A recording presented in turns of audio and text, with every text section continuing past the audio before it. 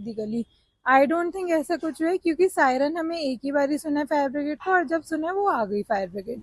ठीक है, मतलब एक इतने मतलब ये स्लम जो नहीं है, यहाँ पे पतली गलियां और नो अच्छा it is posh not area a है। स्लम। फायर ब्रिगेड आई थी जब तो आ गई थी, बहुत इजीली आ गई थी।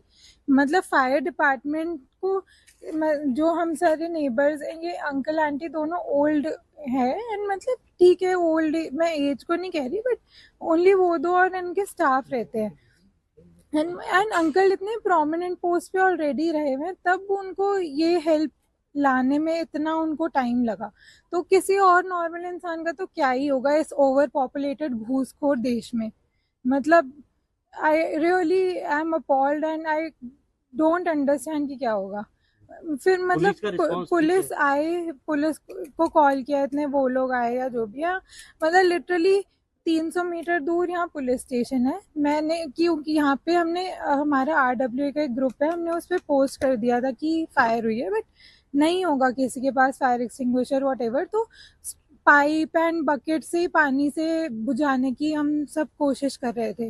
बट फिर मैं खुद ही जाकर कि मतलब मेरे को एकदम से आइडिया है कि मे बी फायर एक्सटिंग्विशर वहाँ तो होएगा, उनको इतना रिक्वेस्ट करा मैंने, तब वो पुलिस स्टेशन का फायर एक्सटिंग्विशर लेके आए, वरना वो कह रहे कि अरे आग तो नहीं बुझेगी फायर एक्सटिंग्विशर से। हाँ नहीं बुझेगी, फायर ब्रिगेड आ जाएगी, फायर ब्रिगेड। हाँ भाई हमें पता है ये सब, बट हमें ये भी पता है इस देश में फायर ब्रिगेड आने में टाइम लगता है।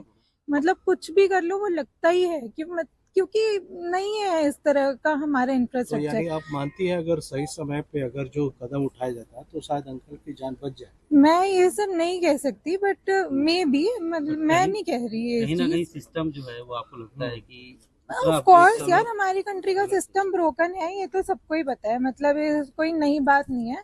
मतलब टैक्स पेयर है हम, ब्ला ब्ला ब्ला, बट ठीक है। Thank you. लगी होगी फायर ब्रिगेड आने में? कितने बस अब मैं और नहीं, ठीक है, थैंक यू। और फिलहाल पुलिस और क्राइम टीम जो घर में डॉक्टर उस समय घटना के समय मौजूद थे, उनसे बात हुई तो उनका ये आपको कहना है कि वो हुई, और जिसमें रिटायर्ड IAS अधिकारी राम कुमार अंदर कहाँ पड़ जा रहा है? अंदर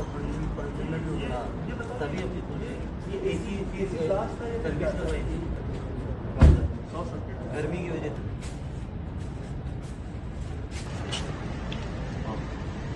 तेज गर्मी की वजह से लगातार AC चलाने की वजह से एक AC। क्या नाम है? रमेश कुमार। रमेश, क्या घटना हुई थी जरा ये बताइए, ID तो सीधा। घटना ये हुई थी कि कल AC में लग गई थी, आग लग गई थी, भयंकर आग लग गई थी। अच्छा, तो वही कल हमने पहले मैम साहब को निकाले, क्योंकि मैम साहब थी थोड़ी पहला स्टाफ की थी, मैम पहला में थी मैडम, उनको कल व्हील चेयर में निकाले गए। फिर साहब को भी हमने उनके लड़के हमने बाहर करके उनको बाहर किए, तो गाड़ी में भेज के उनको हॉस्पिटल भेजे उनको। AC कहाँ पे लगी थी? AC लगी थी यहीं अंदर लगी थी, रूम में लगी थी, शॉर्ट सर्किट की वजह से आग लग गई थी सर। तो अंदर का जो AC का हिस्सा होता है उसमें आग लगी? जी सर। उस रूम में उस समय कौन कौन? उस रूम में वो बस उनका भैया थे, साहब की लड़के मतलब। अच्छा, साहब के हाँ, साहब की लड़के की रूम में AC में हो गई थी, शॉर्ट सर्किट लगी थी, आग लगी थी। और साहब कहाँ थे? साहब थे दूसरे कमरे में थे, वो मतलब अपने कमरे में थे। अच्छा, हाँ, तो धुआं की वजह से इतना वो हो गया था कि, और आग बढ़ रहा था, तो उन्होंने निकलने का मौका नहीं मिला। अब वो धुआं इतनी था कि वो बर्दाश्त नहीं होगा पूरे घर में? हाँ, पूरे घर में पूरे धुआं फैले हुए जी। तो साहब के बेटे हैं, उनका नाम क्या है? उनका नाम है गौरव कुमार। और कितनी उम्र है लगभग उनकी? उनकी वही 30 से सर ऊपर ही सर।